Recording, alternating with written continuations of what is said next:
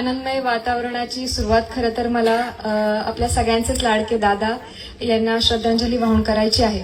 एक असे व्यक्तिमत्व ज्यांच्या जाण्याने संबंध महाराष्ट्र रडला, एक असे व्यक्तिमत्व ज्यांना घरातील सदस्य गेल्याचा भास झाला आणि संबंध महाराष्ट्राने दुखवटा पाळला। महाराष्ट्रातल्या राजकारणात आणि समाजकारणात जी दादांच्या जाण्याने पोकळी निर्माण झाली आहे ती कोणाच्याही ह्यांनी भरून निघणार नाही, असा नेता होणे नाही। त्यामुळे तुम्हा सगळ्यांच्या वतीने, आम्हा सगळ्यांच्या वतीने आदरणीय अजितदादांना भावपूर्ण श्रद्धांजली। दादांच्या पश्चात आदरणीय सुनेत्रा वहिनी या ज्या पद्धतीने त्यांनी उपमुख्यमंत्री पदाचा पदभार सांभाळलेला आहे, त्यांच्यामधली निर्भीड व्यक्तिमत्वता आपण सगळ्यांनी पाहिलं आहे आणि ते उत्तमरित्या सांभाळतील यात काही शंका नाही। पण जाधव सर, मला असं वाटतं की महाराष्ट्राचं हे दुर्भाग्य आहे की एका संघर्षातून महाराष्ट्राला पहिला महिला उपमुख्यमंत्री मिळाला।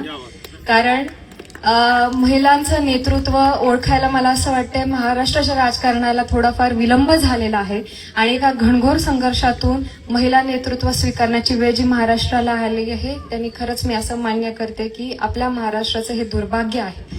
माझं प्रामाणिक मत आहे की ज्या पद्धतीने समाजात वैचारिक दृष्ट्या महिला सक्षमीकरणाला धरून जो बदल घडतो आहे त्याचा मला आनंद आहे, पण तो पूर्णतः घडत नाही याची खंतही आहे। आताच्या पिढीला नाही, पण मला असं वाटतं येत्या 2 पिढीमध्ये या समाजाला जर समाज पूर्ण दृष्टिकोनातून सुधारायचा असेल तर नक्कीच या समाजाला महिला नेतृत्वाचीच गरज लागणार आहे आणि त्याचा जेव्हा ते होईल तेव्हा आपण आनंदाने त्याचा स्वीकार करावा अशी माझी मनापासून इच्छा राहील। समोर माझ्या समस्त मायमाऊली आणि माता भगिनी ही उपस्थित आहेत। आज त्यांना या कार्यक्रमाच्या निमित्ताने काही संदेश द्यायचा असेल तर तो हा असेल की माझ्या मायमाऊलींनो आणि मुलींनो, जर तोडून मोडून वाकून पुन्हा एकदा जर भरारी घेणार असाल तर फक्त तुमच्या वडिलांखातर घ्या। कारण घरातील सदस्य विश्वास दाखवतात, पाठीशी खंबीर उभं राहतात, पण जो विश्वास आपला वडील आपल्या लेकीवर दाखवतो तो शब्दात मांडण्याजोगा नाहीये, तो शब्दात तो लिहिताही येण्याजोगा नाहीये। आणि त्या विश्वासाखातर मुलींनो गगन भरारी घ्यायची असेल तर फक्त त्या वडिलांच्या विश्वासाखातर तुम्ही गगन भरारी घ्यावी अशी मनापासून विनंती राहील।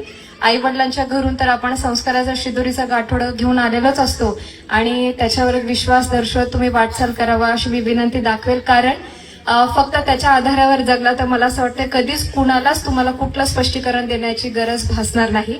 त्यामुळे मोठे विचारसरणी ठेवा, मोठी स्वप्न बघा, उंच झेप घ्या आणि माझ्या भाऊरायांनो, माझ्या या मायमाऊलींचा कायम मान सन्मान ठेवा अशी मी विनंती आजच्या कार्यक्रमाच्या दरम्यान करेल। इतक्या स्तुत्य उपक्रमाला बोलवलं 2